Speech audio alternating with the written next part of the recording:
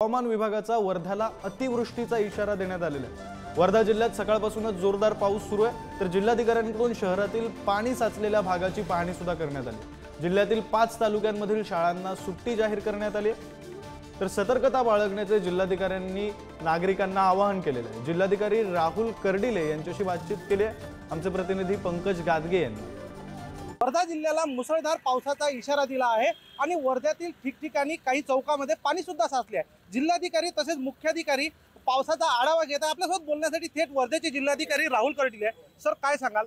अतिवृष्टीचा इशारा दिला आहे। ऑरेंज अलर्ट आपल्याला होता आणि आज आपल्याकडे 2 सब डिव्हिजन मध्ये वर्धा आणि हिंगणघाट यामध्ये 5 तालुक्यांमध्ये आपल्याकडे अतिवृष्टी झालेली आहे। आता पाऊस ओसरतोय, फक्त देवळीला ऑरेंज अलर्ट अजूनही आहे। इतर तालुक्यामध्ये पाऊस एकतर थांबलाय किंवा त्याचा जोर कमी झालेला आहे।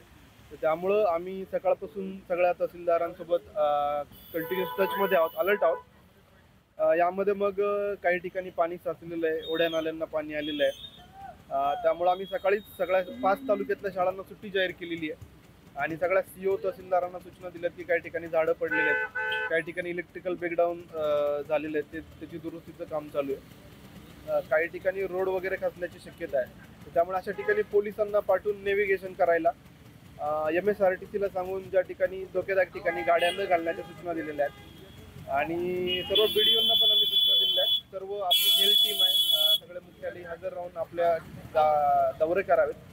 काही ठिकाणी